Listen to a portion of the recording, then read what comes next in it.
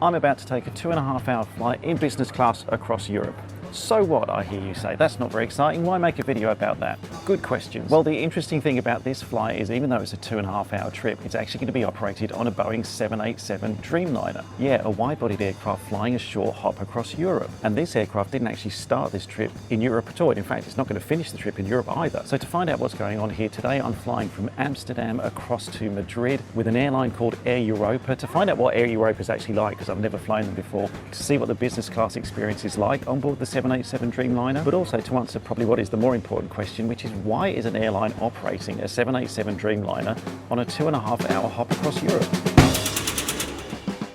So who exactly are Air Europa and why are they wasting a perfectly good long-haul Dreamliner on what is a short-haul 2-hour flight across Europe? Well, they're a relatively new Spanish airline founded back in 1986, originally as a charter operator before transitioning into a full scheduled airline. Today, they're part of the Globalia Global Tourism Group and a member of SkyTeam, so they sit alongside airlines like Delta and Air France in terms of partnerships and connectivity. Their main hub is here, and I apologize to all Spanish speakers when I say this, based at the Adolfo Suarez Madrid Barajas Airport. Yeah, not bad. And that's really the center of their entire operation, connecting Europe with North and South America. In terms of scale, they operate a fleet of around 50 aircraft made up primarily of Boeing 737s for short-haul flying, and of course Boeing 787 Dreamliners for long-haul routes like the one that this aircraft will actually be doing later today. They actually fly to more than 50 destinations worldwide, with a particular focus on routes between Spain and Latin America. And in terms of rankings, well, they're actually currently rated as a 3-star airline by Skytrax, so not at the very top, but a solid mid-tier full-service carrier.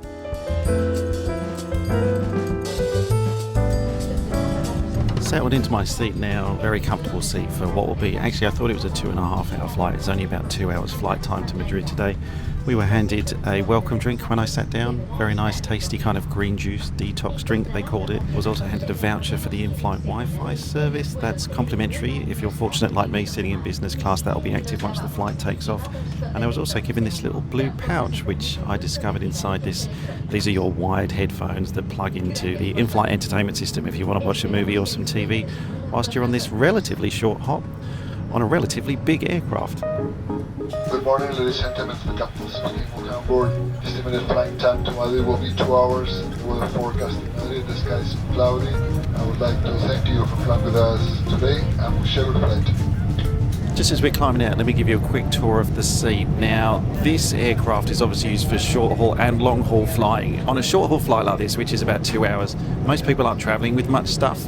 But if you're flying this aircraft on the longer haul legs, the second parts of the flights, which go across the Atlantic to North and South America, there's one thing about this seat I will say that you might notice, which is there's very little storage.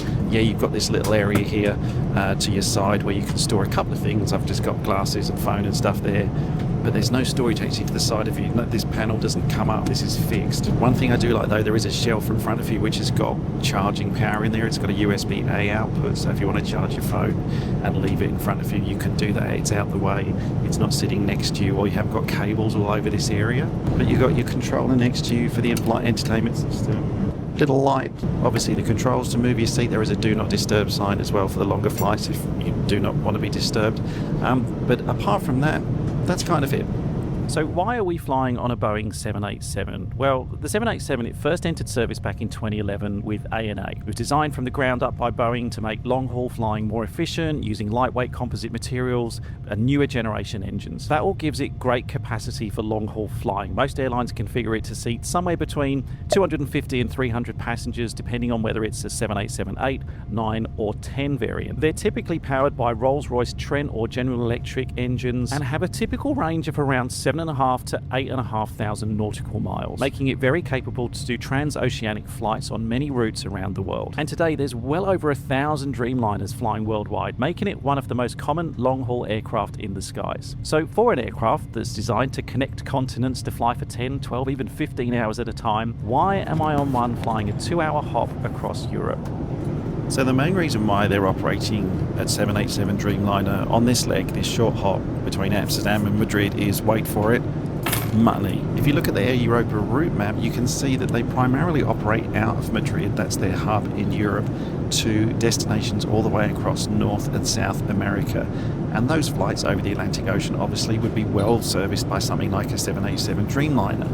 But because of the way the timings work for the inbound and outbound flights for Madrid, this aircraft could have been sitting on the ground for a long period of time, and it doesn't make sense to have an aircraft like this just sitting around not making you any money on the ground in Madrid. So what airlines tend to do is pick another destination not too far away and then get the aircraft to and from that destination before the aircraft has to go back on its long-haul return leg once again. Perhaps I was a bit quick to suggest it's solely for revenue generating reasons though, because whilst yes, it's better to have an aircraft flying and earning revenue than having it sitting on the ground, some of these flights might operate at a loss because ticket fares are still based on the leg and not the aircraft. And as was the case on my Air Europa flight, these large aircraft aren't always flying at high load factors. What I mean is there can be empty seats and therefore some of the legs individually might not actually be profitable. But if you are repositioning an aircraft anyway, why not sell seats on it instead of flying it empty? Or even if it's not a repositioning flight, if you want to add additional route options to your passengers and you can fly them yourself instead of sending them to another airline, then of course airlines would prefer to do that. And many other airlines do the same thing. Scoot, for example, in Southeast Asia, they operate a 787 Dreamliner between Kuala Lumpur and Singapore, and that's only a 1-hour flight. Ethiopian also operate a 787 Dreamliner on the same route, KL to Singapore, and that's because it comes in from Addis Ababa into Singapore, and instead of hanging around on the ground for too long, they send it up to KL, pick up more passengers, bring them back to Singapore, and then fly the return leg to Addis Ababa again. There's also Qantas, who operate Airbus A330s quite regularly between Melbourne and Sydney, Cathay Pacific flying wide-body aircraft between Hong Kong and Shanghai, Turkish Airlines, who operate Boeing 777s on intra-Europe flights out of Istanbul, and my personal favourite probably would be Air France, who operate an Airbus A350 on a flight between Brazzaville and Kinshasa in Africa, which covers the mighty distance of just 26 kilometres. And these are just a few examples of airlines who've solved their wide-body dilemma by not having their big aircraft sitting idle on the ground in between long-haul flights. And on top of all of that, operating routes like this on long-haul aircraft is a chance to put your brand and long-haul experience in front of customers who may otherwise have not seen it. Like me, for example. I mean, in this instance, I only needed to fly Amsterdam to Madrid and could easily have done that with someone like Iberia or KLM. But for an equivalent, or in my case, actually a lower price, I got to experience a new airline, which I might otherwise not have known about and probably wouldn't have flown. And subsequently, for customers then who might be booking a long-haul flight in the future, if you have a good experience on this short-haul leg, it's kind of quite a smart way for an airline to advertise its product, so you might eventually end up booking with them in the future as well. Even though it's a short flight, nice to see we are served a meal on this flight in business class today. There's this lamb's lettuce salad, which looks very tasty. Got a dessert here as well. Got myself a beer from, is it from Spain? Is it from the Netherlands? It's a European beer. I'm sure it'll be nice. And a bag of bread. Look at that. Warm bread as well. Yes. If you can spot these short routes operated by long-haul aircraft, there are a few upsides to you as a customer. Firstly, if you're flying with an airline or an alliance where you collect frequent flyer points or status, choosing one of these flights can be a smarter move than just booking the cheapest option. You could end up earning the same or even more frequent flyer points and status credits on what is a much better aircraft. Secondly, it's actually a great way for you as a customer to try a new airline out or try a new cabin product without committing to the expense and the time of a long-haul flight. Thirdly, the experience is usually just a lot more comfortable. You've got a wider cabin, you've often got better seating and a quieter and less congested ride than what you otherwise would have got on a narrow body. And then also, if you are looking to use points to upgrade on a flight, using them on a wide body business or premium economy product compared to what you would get on a narrow body, in my case, getting a private business class pod with a lie flat bed versus the standard Club Europe seat that you would get at the front of a 737 or an A320, for example, you can potentially get way more for your points using them on one of these flights. And you as a customer spend a lot of money with airlines to get those points, so well, you may as well try and get the most back out of them when you do redeem them. But there are also a couple of downsides of a flight like this to bear in mind. Bigger aircraft can take longer to board and longer to get off, so if you've got a tight connection, that might be something to factor in for your travel plans. And because these flights are actually part of a much bigger rotation, delays can have a knock-on effect, especially because the aircraft is coming in from another country on a longer flight, and international air traffic control considerations, weather delays or other factors could potentially mean that your inbound plane is subject to more potential delays. But if you do get it right, it really can be a fun and a lot more comfortable way to travel compared to what you normally get.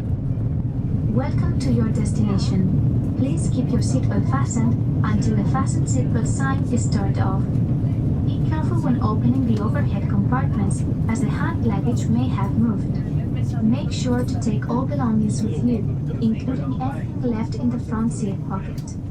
You may now turn off the flight mode on your devices. And that's why some airlines like Air Europa operate big aircraft like a Boeing 787 on short hops like the 2-hour flight we did here in Europe.